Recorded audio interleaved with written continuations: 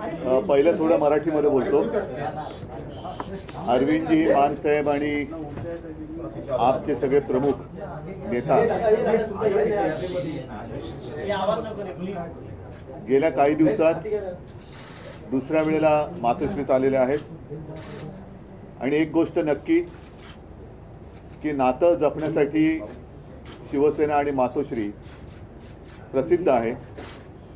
काही लोक केवळ राजकारण करतात, पण आम्ही मात्र राजकारणाच्या पलीकडे जाऊन नातं जपत असतो. अरविंद जी, आप आए हो, मैं यही कह रहा था कि पिछले कुछ दिनों में आप लगातार दूसरी बार आए हो. हम तो रिश्ता मानने वाले और रिश्ते संभालने वाले लोग हैं. ठीक है, राजनीति अपनी और अपनी जगह पर है. स्वाभाविक है, आने वाला वर्ष निवडणूक का, इलेक्शन का या चुनाव का वर्ष है. इस बार अगर ट्रेन छूट गई तो हमारे देश से प्रजातंत्र गायब हो जाएगा. और प्रजातंत्र को कायम बचाने के लिए मैं सिर्फ विपक्ष, ये शब्द जो है वो थोड़ा सा गोलमाल शब्द है. विपक्ष मतलब किसका विपक्ष, किसका विरोधी? हम तो सारे देश प्रेमी हैं और देश से जो प्रजातंत्र हटाना चाहते हैं वो प्रजातंत्र के लिए और देश के लिए मैं मानता हूँ आज से उनको विपक्ष या विरोधी बोलना चाहिए. लोकतंत्र विरोधी, लोकतंत्र विरोधी लोगों का मुकाबला करने के लिए और देश को बचाने के लिए हम एक साथ आए हैं. संविधान को बचाने के लिए आए हैं. और जैसा अभी आपने देखा होगा, पिछले कुछ दिनों में सर्वोच्च न्यायालय ने 2 निकाल दिए हैं. एक तो शिवसेना के बारे में है और दूसरा दिल्ली के बारे में, दिल्ली के विषय में.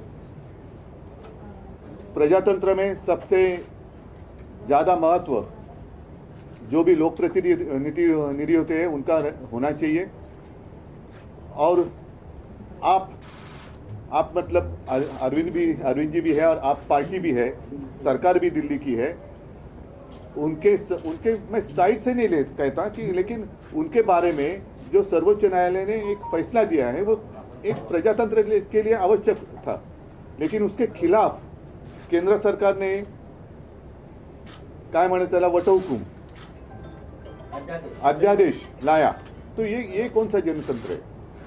ये तो लोगों ने चुने हुए प्रतिनिधि है, अपने लोग हैं, अपना प्रतिनिधि उन्होंने चुना है, तो उनको कुछ अधिकार होने चाहिए कि नहीं होने चाहिए? तो फिर शायद ऐसे भी दिन आ जाएंगे कि राज्य में, स्टेट में इलेक्शन ही नहीं हो जाएंगे, सिर्फ केंद्र में इलेक्शन हो जाएंगे. वो भी इलेक्शन 2024 तक होने की संभावना है. उसके बाद जनता जो फैसला करेगी वो जनता, इसलिए हम उनको नींद से जगाने के लिए एक साथ आए हैं. बाकी की जो बातें हैं मैं अरविंद जी आपको कहूँगा कि आप विस्तार से कहें, नहीं तो मैं ये सारी बातें कह दूंगा तो आपको कहने के लिए कुछ बचेगा. सबसे पहले मैं आप सब लोगों को शुक्रिया अदा करता हूँ आज यहाँ आने के लिए. मैं उद्धव जी का, उनके पूरे परिवार का और उनकी पार्टी का अपनी तरफ से, अपनी पार्टी की तरफ से और हमारी पूरी टीम की तरफ से, हम जो लोग आए हैं सबकी तरफ से तहे दिल से शुक्रिया अदा करता हूँ. इतना उन्होंने अब हमें अपने परिवार का हिस्सा बना लिया है. तो जैसा उन्होंने कहा, मैं भी उन्हें कहना चाहता हूँ कि हम भी रिश्ता निभाने वालों में हैं. आपके साथ रिश्ता बनाया है तो पूरी ज़िंदगी आपके साथ रिश्ता निभाएंगे, दोस्ती का रिश्ता. Thank you so much for receiving us so warmly. जैसा आप सब लोग जानते हैं कि दिल्ली के लोगों ने बहुत लंबी लड़ाई लड़ी अपने अधिकारों के लिए. जैसे ही दिल्ली में हमारी सरकार बनी 2015 में, हमारी सरकार बनते ही मोदी सरकार ने हमारी सारी शक्तियां छीन ली एक छोटा सा नोटिफिकेशन पारित करके. फरवरी 2015 में सरकार बनी और मई के अंदर 3 महीने में नोटिफिकेशन जारी करके हमारी सारी शक्तियां छीन ली. 8 साल दिल्ली के लोगों ने लड़ाई लड़ी सुप्रीम कोर्ट के अंदर. 8 साल लड़ाई लड़ने के बाद सुप्रीम कोर्ट ने हमारे पक्ष में फैसला दिया. जिस दिन फैसला आया 8 साल की लड़ाई के बाद, उसके 8 दिन के अंदर केंद्र सरकार ने अध्यादेश जारी करके वो सारी शक्तियां वापस छीन ली. तो जनतंत्र के अंदर जनता की चलनी चाहिए कि गवर्नर की चलनी चाहिए? जनता की चलनी चाहिए कि केंद्र की चलनी चाहिए? जनतंत्र में तो चुनी हुई सरकार के पास पावर होनी चाहिए ताकि जनता के, जो जनता मांगे वो काम कर सके. जनता के प्रति जवाब दे तो चुनी हुई सरकार होती है. लेकिन उन्होंने सारी शक्तियां छीन ली. इसका मतलब ये साफ साफ ये लोग ये बोल रहे हैं कि हम सुप्रीम कोर्ट को नहीं मानते. पिछले जिस तरह का इनका रवैया इन लोगों का हमने पिछले कुछ महीनों में ये भी देखा कैसे इन लोगों ने, इनके मंत्रियों ने, इनके नेताओं ने सुप्रीम कोर्ट के दूसरे जजों को किस तरह से ये लोग गाली देते हैं, गंदी गंदी गालियां देते हैं। जिस तरह से इनके लोग जजों के खिलाफ और जुडिशरी के खिलाफ सोशल मीडिया पे कैंपेन चलाते हैं। इनके लोग जजेस को, रिटायर्ड जजेस को एंटी नेशनल बोलते हैं। तो इनका जुडिशरी पे इनका कोई वो नहीं है। अब इन्होंने एक मैसेज दे दिया कि सुप्रीम कोर्ट जो मर्जी फैसला दे, हम नहीं मानते, हम ऑर्डिनेंस ला के सुप्रीम कोर्ट के फैसले पलट देंगे। ऐसे हमारा देश कैसे चलेगा? ऐसे तो हमारा देश नहीं चल सकता। और ये जनतंत्र सुप्रीम कोर्ट को भी नहीं मानते और ये जनतंत्र को भी नहीं मानते। शिवसेना तो सबसे ज़्यादा भुक्तभोगी है। किस तरह से भारी बहुमत से चुनी हुई, जनता द्वारा चुनी हुई सरकार को इन्होंने गलत तरीके से सीबीआई से, ईडी से, पैसे से इनके एमएलएज को तोड़ के इनकी सरकार गिरा दी।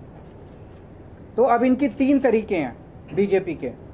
3 तरीकों से ये, अगर कोई बीजेपी की सरकार नहीं बनाएगा, किसी राज्य में नहीं बनेगी, तो या तो वो एमएलए खरीद के उसकी सरकार गिरा देंगे, या एमएलए सीबीआई और ईडी का डर दिखा के एमएलए तोड़ के उनकी सरकार गिरा देंगे, और या फिर ऑर्डिनेंस ला के उनकी सारी शक्तियां छीन लेंगे। दिल्ली में यही हुआ। इन्होंने ऑपरेशन लोटस किया, 2-3 बार ऑपरेशन लोटस किया, हमारे एमएलए खरीदने की, तोड़ने की कोशिश की, हमारा एक भी एमएलए नहीं बिका। जब इन्होंने देखा कि इनकी सरकार टूट नहीं रही, इनकी सरकार गिर नहीं रही, तो अब ये ऑर्डिनेंस ला के इन लोगों ने हमारी सारी शक्तियाँ छीन ली। तो इन लोगों को बहुत ज़्यादा अहंकार हो गया है, और जब किसी आदमी को बहुत अहंकार हो जाता है तो बहुत स्वार्थी हो जाता है वो आदमी। ऐसा व्यक्ति देश नहीं चला सकता जो इतने अहंकार और इतने स्वार्थ के अंदर जीता है। वो फिर देश के बारे में नहीं सोचता, वो केवल ये ऑर्डिनेंस क्या है, ये ऑर्डिनेंस ये है कि सुप्रीम कोर्ट की हिम्मत कैसे हो गई हमारे खिलाफ आदेश देने की, हम देखते हैं। तो ये अहंकार का नतीजा है। अहंकार के अंदर जब आदमी आ जाता है तो फिर कुछ नहीं बचता है।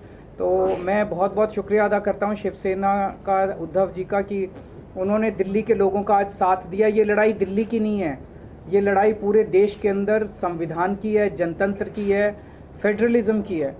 जिस तरह से सारी देश के अंदर सरकारों को परेशान किया जा रहा है, सीबीआई और ईडी का डर दिखा के सरकारें तोड़ी जा रही हैं गवर्नर्स के ज़रिए। आपको जान के ताज्जुब होगा, पंजाब के अंदर इस बार बजट सेशन नहीं बुलाने दिया गवर्नर ने। गवर्नर ने कहा बजट सेशन नहीं होगा।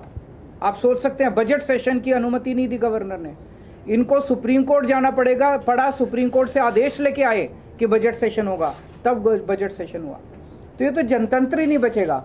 फिर चुनाव क्यों कराते हो? फिर तो एक प्रधानमंत्री और 31 गवर्नर बैठ के अपना देश चला लें। फिर कोई मुख्यमंत्री की ज़रूरत नहीं, कोई कैबिनेट की ज़रूरत नहीं, कोई काउंसिल ऑफ मिनिस्टर्स की ज़रूरत नहीं। इसको हम सबको मिलकर लड़ना होगा। ये केवल दिल्ली की लड़ाई नहीं है। और शिवसेना ने हमें प्रॉमिस किया है कि जब ये संसद में बिल आएगा तो संसद में इसके खिलाफ दिल्ली वालों का समर्थन करेंगे। दिल्ली के लोगों की तरफ से मैं बहुत बहुत शुक्रिया अदा करता हूँ उद्धव जी का, शिवसेना का। और ये एक तरह से सेमीफाइनल होगा 2024 का। अगर 2000 राज्यसभा के अंदर ये बिल गिर जाता है तो 2024 के अंदर मोदी सरकार दोबारा नहीं आ रही है। तुम्हाला हा व्हिडिओ कसा वाटला आम्हाला जरूर कमेंट बॉक्समध्ये सांगा. व्हिडिओला लाईक, शेअर आणि चॅनलला सबस्क्राईब करायला विसरू नका. धन्यवाद.